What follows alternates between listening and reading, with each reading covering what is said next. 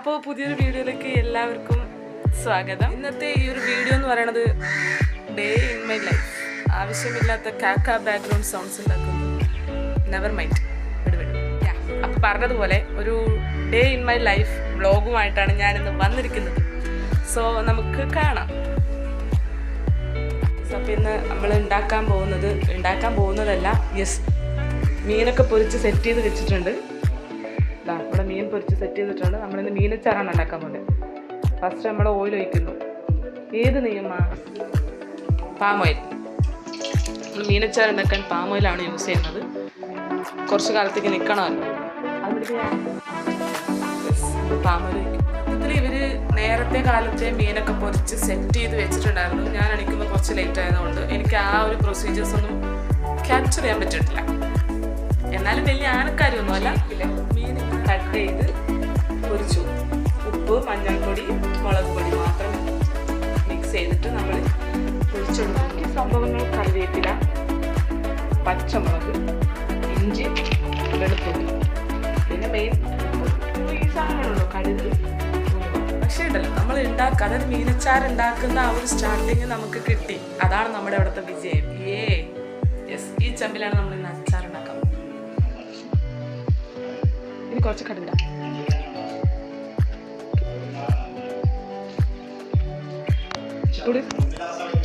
വാലേക്കും സലാം. കടുക് പൊരിയുന്നുണ്ട് ഗൈസ്. ഇട്ടോളൂ മക്കളെ. ഒരുപാട് പൊട്ടിത്തെറിക്കുന്നതിന് മുന്നേ നമ്മൾ സേഫായിട്ട് ബാക്കോട്ട് പോകുന്നതായിരിക്കും നല്ലത്. അതിന് നമ്മൾ കുറച്ച് ഉലുവ ഇടുന്നു.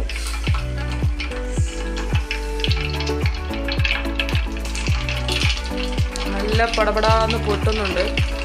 ആ ടൈമിൽ നമ്മൾ എന്ത് ചെയ്യണം? ജിഞ്ചർ,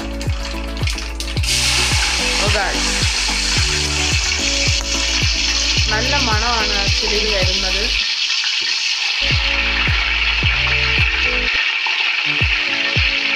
കുയിലിൽ ഏളക്കാം. ഇതാ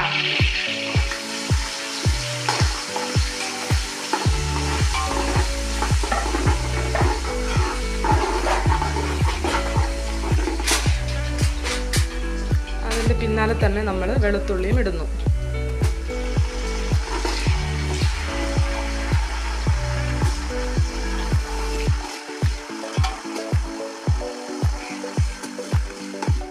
സത്യത്തിൽ ഇങ്ങനെ പൊരിച്ച് വയ്ക്കുമ്പം നമുക്കിങ്ങനെ തിന്നാനുള്ള ഒരു ത്വര ഉണ്ടാവും. ഇടയ്ക്കിടയ്ക്ക് നമ്മളിങ്ങനെ എടുത്തെടുത്ത് കഴിക്കും. നല്ല ടേസ്റ്റാണ്.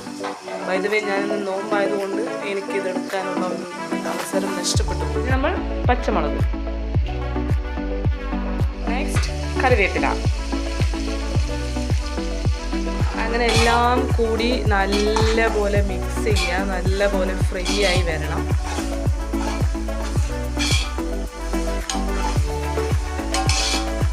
ഇത് കാണുമ്പോൾ വേറെ എന്തോ പോലെ ഉണ്ടല്ലേ. നമുക്കിതൊന്ന് ഫ്രൈ ചെയ്ത് വരുന്നത് വരെ കാത്തിരിക്കാം കേട്ടോ. ആവശ്യത്തിന് കായംപൊടി. ഇപ്പോൾ ഏറെക്കുറെ നമ്മുടെ ഇതിൽ കളർ വ്യത്യാസം വന്നിട്ടുണ്ട്. അപ്പോൾ നമുക്ക് കുറച്ച് മഞ്ഞൾപ്പൊടി ആഡ് ചെയ്യാം. അല്ല, പാകമായി കഴിഞ്ഞാൽ നമ്മൾ മുളക് പൊടി ആഡ് ചെയ്യുക.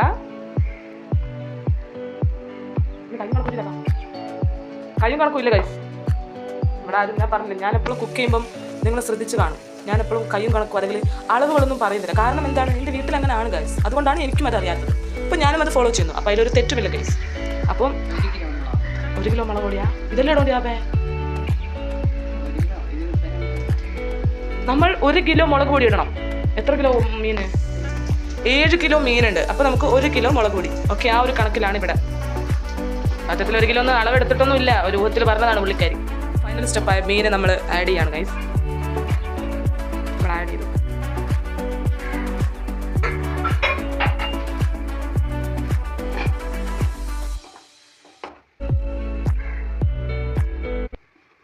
നമ്മൾ കുറേശ്ശെ അല്ലേ ആഡ് ചെയ്യുന്നത്? യെസ്, കുറേശ്ശെ. ആദ്യത്തെ ആ ഒരു പാത്രത്തിലുണ്ടായിരുന്ന മീൻ നമ്മൾ കൊട്ടിയതിൽ ഇനി അടുത്ത 2-3 പാത്രത്തിലിട്ട് മെല്ലെ മിക്സ് ചെയ്ത് പോവാം.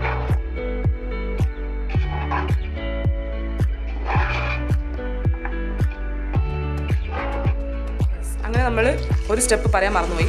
വിനാഗിരി, നമ്മൾ വിനാഗിരി കൂടി ഒഴിക്കണം. നമ്മൾ കുറച്ചും കൂടി മുളക് പൊടി ഇട്ടായിരുന്നു കേട്ടോ. കുറച്ച് കുറഞ്ഞു പോയി എന്ന് പറഞ്ഞിട്ട് കുറച്ച് മുളക് പൊടി നമ്മൾ ആഡ് ചെയ്തായിരുന്നു. പിന്നെ ലാസ്റ്റ് വിനാഗിരി ആഡ് ചെയ്യാണ്. ഇത്രയും വേണോ? നമുക്ക് ഒഴിക്കാം. ഇതന്നെ പോരാ, അല്ല മീൻസ് തികയില്ല, എനിക്ക് എന്തൊക്കെ പറയുന്നത് കാര്യമാക്കണം. അപ്പോൾ കുറച്ചധികം വിനാഗിരി ഒഴിക്കുന്നു. നമ്മൾ വീണ്ടും മിക്സ് തുടങ്ങുന്നു. ഓക്കെ, നമ്മളിപ്പോൾ ആവശ്യത്തിനുള്ള ഉപ്പ് ഇടുന്നു.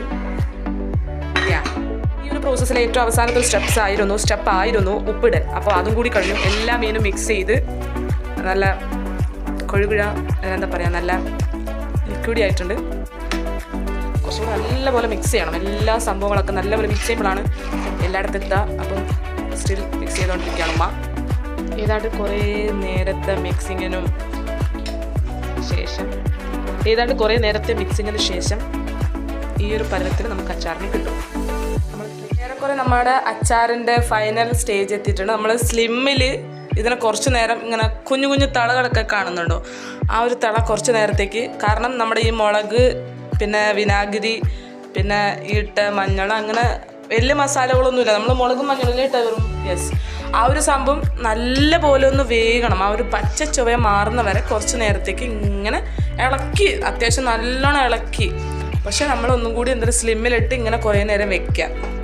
അപ്പോൾ അങ്ങനെ നമ്മുടെ അച്ചാറിൻ്റെ എല്ലാ പരിപാടികളും കഴിഞ്ഞു ഗൈസ്. നമുക്ക് സക്സസ്ഫുള്ളി നമ്മുടെ അച്ചാർ സെറ്റ് ആയിട്ടുണ്ട്. ഞാൻ നിങ്ങൾക്ക് കാണാം അച്ചാർ. ഇപ്പോൾ എനിക്ക് ടേസ്റ്റ് നോക്കാൻ പറ്റില്ല, കാരണം ഞാൻ നോമ്പായതിനെ കൊണ്ട്. പക്ഷേ നോമ്പ് തുറന്നിട്ട് ഞാൻ ടേസ്റ്റ് നോക്കിയിട്ട് അഭിപ്രായം പറയുന്നതായിരിക്കും. ഉമ്മ ഉണ്ടാക്കിയതല്ലേ, പൊളിയാവാണ്ട് എവിടെ പോവാൻ. അപ്പോൾ അത്രേ ഉള്ളൂ ഇന്നത്തെ ഈ വീഡിയോ. ഞാൻ ഇവിടെ വൈൻഡപ്പ് ചെയ്യാണ്.